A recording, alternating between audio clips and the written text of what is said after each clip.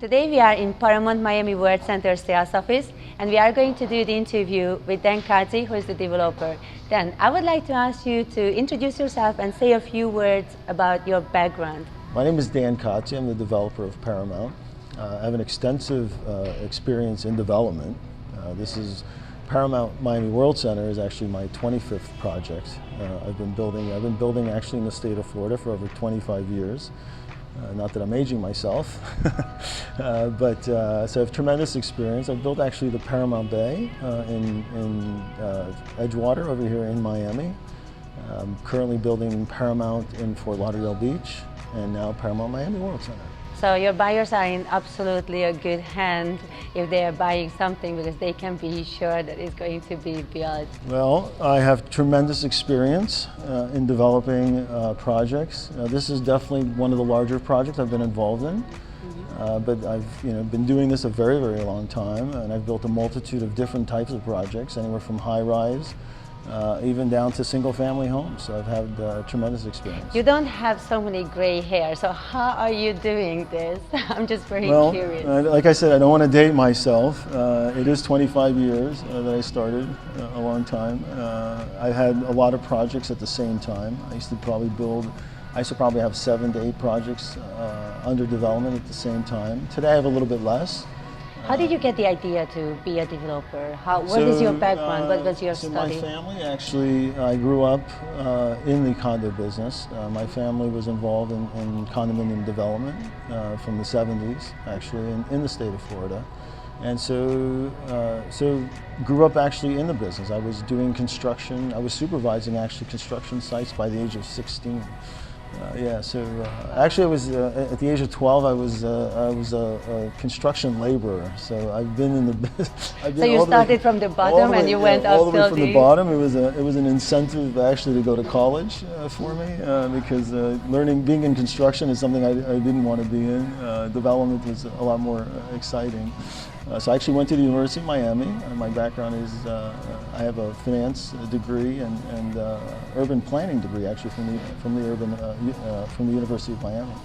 That's very interesting. And so I did go to UM, and then after I graduated, got very heavily into development, built a development company, and started developing a lot of different projects. And was it your father who started the business? My father was a developer, yes, and he built condominiums and apartments. So it's already second generation. So I am a second generation developer, yes. So we were just talking about it, but you have 3 daughters. I have 3 daughters, yes. So who is going to take over this business from you? I don't know yet. That's a good question. I think my 3rd daughter, if I had to think of the 3, she's probably the most aggressive. And you're never late to have a son either. Well, it didn't look like I had a choice. It's what God gave me. I would like to ask you a little bit about this building. We are here in the Paramount World Center, and this is an amazing project.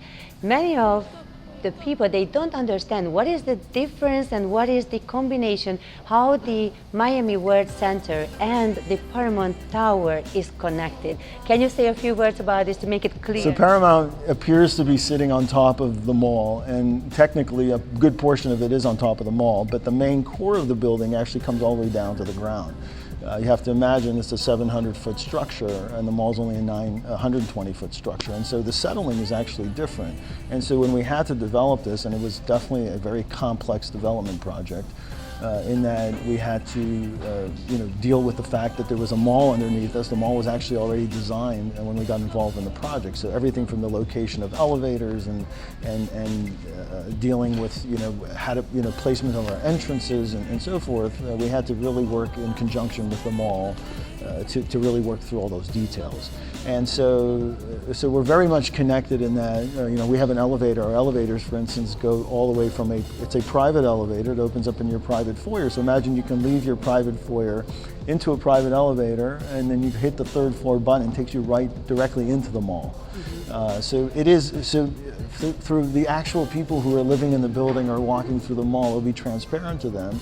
But when you're actually going through the construction project, it is somewhat 2 separate structures that you're kind of sticking together, which is called expansion joints. And the reason we have these expansion joints is because both buildings will settle differently. This means that you have a mall structure And the buyers of Paramount World Center, they will be able to enjoy every advantage what a mall can provide. They are kind of like sitting on the top of the mall, and they still have their privacy as a residential tower in middle of downtown. The building is completely private, and when you say the connection to the mall, we call it kind of your second walk-in closet.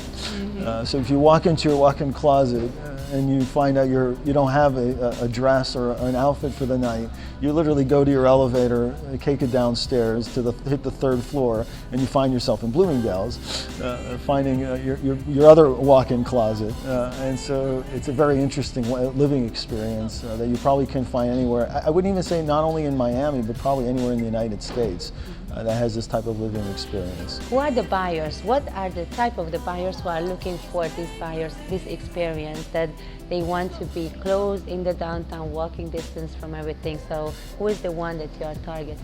What's interesting, we have a huge international presence in this project. And so we've had buyers from over 30 different countries that have come and purchased and that have purchased into this building. It's got a great international appeal because of the mall, because of Miami World Center.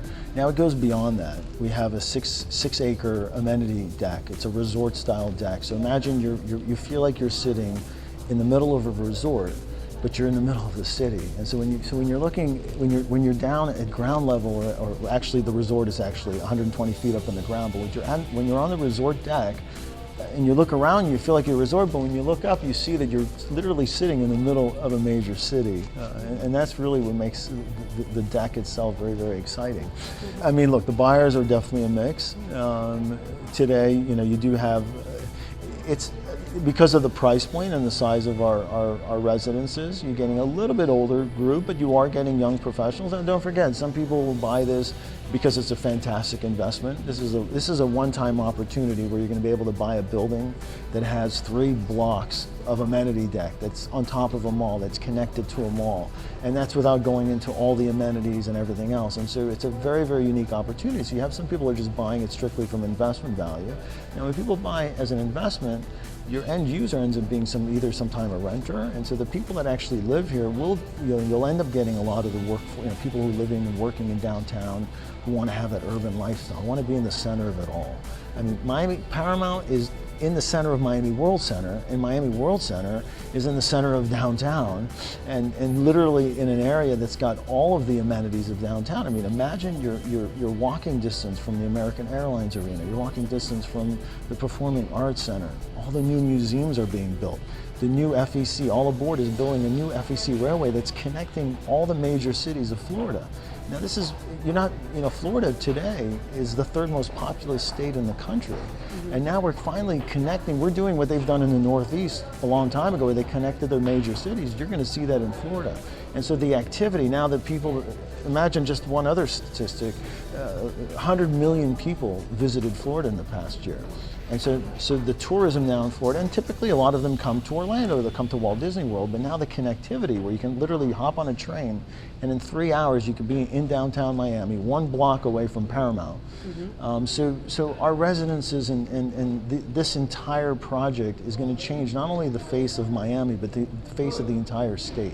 Now you made me very curious that this is a good investment. Of course, it's the best location, and we are connected with this project to All Aboard Florida.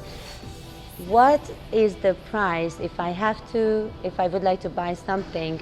What is the price I have to pay for a 1-bedroom, 2-bedroom, 3-bedroom unit? The prices are extremely competitive. When you look, Miami has been listed recently as number 6 for ultra. So you have the Knight Frank report. Ultra high net worth individuals have now discovered Miami. Believe it or not, I think as early as 2010, 2011. I think we were 29th on the list. We go from 29 to 6 of level of importance. That means ultra high net worth groups have discovered Miami. This is a lot of capital has come here. All of the residences that were built in the past cycle have been absorbed, and so you saw the population of downtown double. So really, we are really creating a true urban experience. But now when you start thinking to yourself, wow, if Miami is listed number 6 ahead of cities like Paris, ahead of cities like Beijing, it must be so expensive. You know, when we were in China, we were recently in China, and we told people that we're selling homes, residents here in the $700,000 to $1.5 million average price point. They thought that, I was like, are you, you know, from a price per square foot standpoint, we're 15-20% of all these other major cities that we're actually ranked ahead of. So it's incredible. Our price point is very, very competitive when you look at the worldwide stage. When you look at other major cities, even in the United States, we have extremely competitive pricing. So there's a lot of room for appreciation in Miami, and I think people are discovering, and that's why you see a lot of people flocking to Miami, because Miami is a place where people see there's a future. Departures magazine called Miami America's City of the Future for a reason. And that is because they see that when you look at the eastern seaboard of the United States, or if you look at all of the United States, there is not a city in the U.S. that is unique as Miami. I say I want to buy something like a 3-bedroom. How much do I have to pay? You? Yes. You'll make a special deal for it. It depends on the person. I'm just kidding. Our average pricing is around $1 million to $1.1 million. Now, again, our unit sizes, our residence sizes are larger than your traditional kind. In other words, we're not building there's a lot of apartment products going up. A lot of people build condos to resemble apartments, so they're geared more to investor buyers so they can buy them and then rent them out. We deliver something that's a little bit different. You know, we deliver a true residence. And so we have private elevators that open into your private foyer, so you're not walking down a corridor.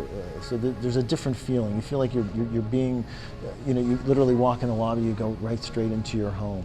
And then when you walk into your home, you have 10-foot ceilings. We have these big entertainment spaces, kitchens that are large, you know, larger kitchens. Our dens, for instance, are dens that have closets and full bathrooms connected to them, so they can be convertible if you want them.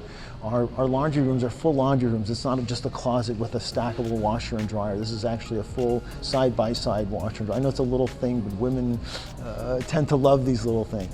And then what makes it even more exciting is that we took the balcony, the traditional balcony in Miami and anywhere, and I've been in the condo business a long time, traditionally everybody would do what's called the wraparound balcony. So it'd be a 5-foot balcony. Unfortunately, what do you really do with a 5-foot balcony that wraps around your resident? Really not much to do with it, right? And so what we did is we changed the balcony, and we don't even have balconies, we call them outdoor living rooms. And what they are is they're these 13 by 16 foot spaces that are square. And so you could furnish them like you would furnish your living room. And so it becomes an extension of your home. And that's a big deal because on beautiful, and we have a lot of beautiful days and a lot of beautiful evenings in Miami, you can literally open up your sliders and you have almost a second living room that's outside. And so for entertainment and for times where you want to spend time with friends and you want to be outside, you want to get just like, it's beautiful outside. Why aren't we sitting outside? I mean, how many times you're sitting in the air condition on a beautiful day in Miami, and you're like, why are we inside? We need to be outside. And so instead of sitting on a balcony with 2 seats and a little table, you actually get a living room experience. And so it creates a different entertainment value for the buyers and for the owners. You can tell that it's not the first condominium that you are building. So what they say that the first house you are building for your enemies, the second is for your friend, and the third one is for yourself. But for you, it's a 25th condominium, so you learned the lessons. 25th project, yes. So you learned all these little elements, what people were asking for probably, and which makes the convenience, experience the is key. And so myself, my team, the people that I work with, and again, I'll have to give credit because, one of the things I tend to do is a lot of listening. As a developer, I think it's important that you listen to, we had tremendous meetings with brokers and buyers, and you listen to your sales team, people that are out on the street that are talking, what are the people, and then you're looking at trends, how do people really want to live forget about how they wanted to live in 2010, how do people want to live in the year 2020? or 2025, and you start looking at, what new generations, what are they looking for, and you start talking. They like the social aspect. Look at the trends in hotels today. They're doing these small rooms with very large social areas, and so the trends are people want to socialize. It used to be in a day where the kitchen was hidden, and I'm going to put my staff in the kitchen, and that's a hidden room, and then I'm going to have a formal dining room, and my guests are only going to see the formality of my home, but they're not going to see any of the back of house. Those days are gone. People want to come in, they want to sit around the kitchen. It's more casual. We dress casually, we live casually, and so that's really where the trends are headed. And so when we design, we designed this building from the inside out. We looked at what does the inside of this home want to be like? How do people really want to live? And if you looked at our floor plans, we have these expansive rooms, our dining, living, kitchens. These are one big space. And then take the outdoor living room in connection to that. And now you have these great social spaces. So if you want to invite a group of friends over, they don't feel, oh, we're all sitting in one little room. Everyone can spread out, and really these becomes great entertainment spaces. How do you see the buyers? Because South Florida is mostly bought by South Americans, and we call Miami as the capital of South America. How do you see the buyers? Where the new buyers are coming from? Where the buyers are coming now to Miami? What's great about, first of all, we'll never discount South America. South America is Miami's a hub of South America. It's central to the Americas in general. If you look at Miami on a map, if you look at North America, South America, we're dead center to the Americas. And so it's a great, great hub. We still get, Miami is still very appealing to the South Americans, and so you're always going to get that great South American presence here. And so those are really still our first buyers that we talk to. When we launched this project, we went to Brazil first, we went to Colombia, we went to the South American cities because those are the cities that they love Miami, they feel comfortable in Miami, and so forth. But what's interesting now is you seeing a shift.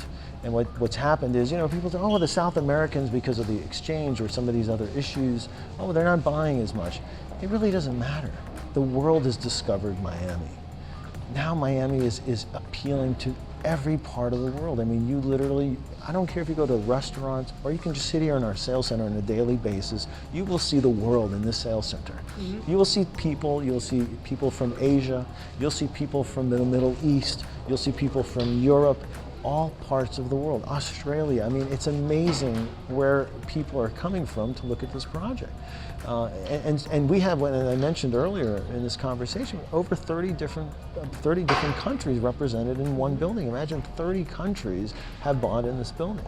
And so it's not an attestment, it's an attestment no doubt to the building, and we've gotten probably more, I was recently speaking at a group, talking about China, and the question was you seem to get more Chinese buyers than some of the other projects in Miami, and so reason being is because this is very appealing to an international market. And again, we happen to have a very unique project because of a 6-acre resort deck, and we even have a soccer field, on our deck with an entire sports complex, and then being connected to the mall, and then Miami World Center itself, and so the Asian market they eat that up. Having a direct access from elevator to the mall, that was something, and that's something you actually, when you go, I was recently in Shanghai, I was recently in Hong Kong, they're accustomed to that.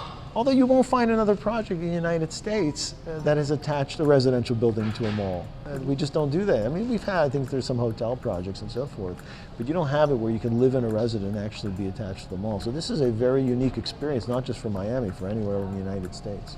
You are working on these beautiful projects, and in the past, what are you doing in your free time? What do you... I don't have free time. So do you have any minute when you say okay, now I close the door, I jump on my Harley, or I'm jumping on my boat, or what is your hobby? Believe it or not, my passion is components of my business are my passion. So when I was intimately involved in the design of this project. The deck, for instance, the resort-style deck, the villas, the rooftop deck that was the shape of a yacht. And so my passion, believe it or not, is when I have free time is going on the internet and looking at other projects and looking at other ideas and looking at architecture and art and design. I love that. My other Who's your passion. favorite architect? My favorite architect, I don't know, that's a tough one. I don't know if I have one. I couldn't tell you that I have one. My second passion was, I was heavily involved in the marketing side, so the videos, that video that you were watching earlier, that fly-through video, the music, the feeling, the experience. So a lot of my passion is actually derived from my work. Some of the parts of development are not fun, I have to say, all the dealing with lawyers, for instance. Nobody likes that.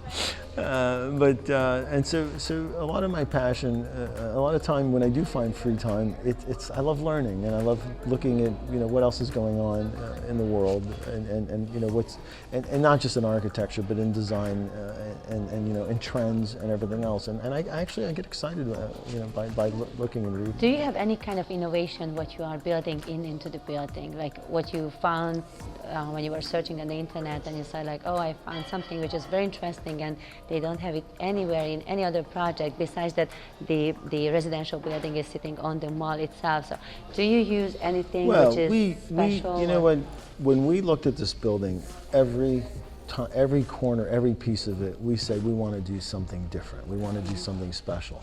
And so I'll give you examples of that. When you look at for instance, everyone has your regular social room in a condominium.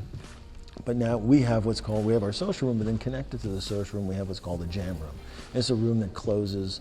And what is it called a jam room? It has full instruments, everywhere from guitars, drums, piano, and it becomes a place that people can play instruments, or it has karaoke, so that if they want to sing. We had actually a customer come in and said they wanted their daughter to take piano lessons here. And so it became this music room. But what's interesting about the room is this screen actually behind me goes in that room. And so it could be closed off and suddenly it gets converted into a multimedia room. So imagine multimedia, and then it can open up and it opens up into the social spaces and now becomes part of the overall social space. And so every corner, so that's just one different. So just take the whirlpool. Typically you build your pool and you put your whirlpool next to it, and that's what most developers will do. We created these outdoor baths, these modern, very private, right off the spa, these little, specific outdoor bath that you can stroll through, and they have these little privacy walls, and they have 2 levels of water and different temperature waters. So it's every turn we took, for instance, we had a space. It was a 2-story space, and we're calling what's called a conservatory. We're actually growing trees, water, all the elements you would see and again, it's very feng shui driven. We had feng shui consultants get involved in it, but so you have the trickling water and the smell of flowers and everything. This is an indoor space actually, and it overlooks the deck and overlooks the pool, so it creates a sense of relaxation. It's right next to the spa. So imagine you go in, you get a massage, and you have this great relaxation room. There's a cafe, there's a coffee bar there. You get yourself a coffee. You whip out your iPad or your laptop or whatever else, and now you have these great public spaces, these great social spaces. At night they do convert into social spaces. During the day they're relaxation spaces. Every time we had a chance to do something different, we did something different, and so we tend to think everything we've done is innovative. Every aspect of the building is innovative, from the lobby to the amenities floor, and then we have this 6-acre deck. So talk about innovation. I mean, we have these outdoor. We're doing single-family villas that are going to be sitting on our deck, and these are going to be 2,500 square foot homes that are being built in the middle of the city. So imagine you can buy your own home that you can access directly from the parking garage, and it's your own home sitting right in the middle of the city. You're connected to everything. You're connected to the amenities, you're connected to the mall, and you have all the same connectivity. And you're right there on top of the mall. We also, around the pool, we created what's called these poolside bungalows. And these are these, little, they have a room, like a living room with a little kitchenette, bar, bathroom, little backyard, rooftop deck, a deck sitting along the pool. And so now, one of the, it's funny, one of the things, I was talking to some New Yorkers, and a lot of New Yorkers, oh, well, you know, when we moved to Miami, we really like Miami Beach, we like the beach. I said, well, how many times do you go to the beach? Oh, we never go to the beach. I said, so then what do you like about Miami Beach? She said, well, I don't really know. We like the pools, and well, so imagine now, what we did is we said, okay, well, we brought all the resorts, and by the way, Miami Beach, you're not going to get a pool this size. So here's this resort setting. You could feel like you could be in this poolside cabana. You have a sports complex. Imagine you're sitting in the poolside cabana. The kids are playing on a soccer field. There's a children's playground. We have an entire barbecue area. So it becomes a full day experience, as if you're living in a resort. But you're in the middle of the city, so you have this escape to the resort. But if you go back in the elevator, you hit 3. Now you're in the middle of a mall. You go back in the elevator, you hit 1, and now you're in the middle of the city. And you're walking distance to, professional basketball. Some of the best concerts in the country come to the American Airlines Arena. That's a 3-minute walk around the corner. All the parks, all the museums, the Performing Arts Center. I mean, you have Broadway shows 3 blocks away. So imagine that living experience. Public transportation, I can go on, and we talked already about the railways that take you to Orlando if you want to really just hop on a train for the day. You can do everything so the experience from the is, bathroom, walking to the mall, walking to Orlando, or going to Orlando. I mean, the experiences are just it's just.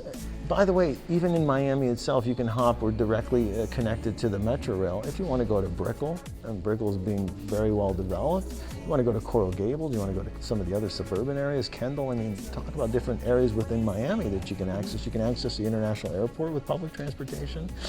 So you're connected to everything. Transportation is one of the major issues or major questions that people have. So you have the direct connection to the railway station and to all the public transportations, right? What was interesting about Miami is they built the public transportation, but they never built the housing around it. Now we're finally building the housing around where the public transportation is. And so you're going to be literally connected. You can go to the CBD, you can go downtown to the Central Business District, where if you want to go to shop at Whole Foods, you literally hop, you're four stops away, you go to shop at Whole Foods. So it's, you're going to get that kind of living experience. I don't think you can find anywhere else, definitely not in the United States. New York, of course, has a subway system, but we've all ridden the subway in New York. It's not a pleasant experience. Let's call it what it is. New Yorkers will never admit it, but we can call it what it is. So tell me, which one is going to be your unit? Because this passion, you cannot tell me that you're not going to have one unit here. I'm definitely going to have a unit here. I haven't decided on which one. Every time I pick one, it happens to sell. And so, they always come to me and they say, well, how come this one is off the market? And I said, well, I was potentially going to keep that one, but how much do they want to offer for it? All right, just sell it. And so I've not decided on which one, but I will definitely. They'll probably be all sold out and gone, and I'll probably have to go buy a resale now, right? So then, what is the for next one of my own buyers? What is the project that you are still planning? Because after this, I don't know what can come after this. Do you have any other idea which could be built after this? Where do you go from here, huh? From a development standpoint? I don't know. I have one final question. People are thinking of Miami, not recently, but we're thinking of Miami like second home, vacation place, and recently the economy and the whole lifestyle and everything of Miami is changing. We have these amazing shows like Boat Show, Art Basel, Food and Wine Festival, Auto Show, and of course the new Miami New Construction Show. How do you see the economical effect? How do you see the advantages of these shows, these entertainments, these five? Having the shows here are great. What it does is it attracts people to Miami. It lets people discover Miami, and that's important. And so, and the results are there. You see the stats. Miami, I think, has the highest amount of new businesses started. I think in the country. It's had highest employment growth, one of the highest employment growth in the country. And so what that means is people are coming here to stay. People are coming and creating businesses, opening businesses, creating jobs. And so they're looking at this as not a place to just come vacation anymore. They're looking at a place to live. Now, start looking at the demographics of the country, even the demographics of the world. You know, the new generations are very mobile. They're not going to want to be like their parents. They're not stuck to, I got to sit in an office by the phone in case somebody calls me, as you know, some of the older generations. You're very mobile. You could be anywhere in the world today and be on the phone and doing your business as if you were sitting in an office. Exactly. And so you're not tied to a place like you were in the past. And you're going to see people who are saying, wait a minute, they're going to be looking out their window, freezing cold in New York City or one of these northeastern cities. It's going to be freezing rain coming at them. They know they have to step outside in this freezing rain to get to the subway, and they're going to say, wait a minute, why am I not living in Miami? On FaceTime or Skype, on whatever, I can just make the same meeting. I can make the same meeting. I can fly to New York in 3 hours and be in New York if I have to be, but why in the world am I not living in Miami? Why not living in the paradise? And that's where you're going to see now that Miami's going to create. Now Miami has never really truly developed its urban core. And now that Miami is developing its urban core, that's going to change this city. It's going to change the way people view the city. And people are going to say, you know what, Miami is the America city of the future. It's going to be a place to live, work, play. It's just going to be a city that offers something that no other city in the country offers. I mean, and especially why the weather. I mean, you got to start there. I know we're ending there. That's really where you have to start. Great. Thank you so much, Dan, for your opinion, for the passion what you have for your project, and thank you so much for being such a big promoter of Miami, because this is where I see that this passion, what we are, you in your eyes and in my eyes also, that comes to the buyers, to the people who are around us. This is what takes Miami so special. We are from all over the world, but we make this place special. You with your development, and everybody is giving their little piece to it. So thank you so much for doing the interview with us. Thank you so much for being part of this city and building something amazing.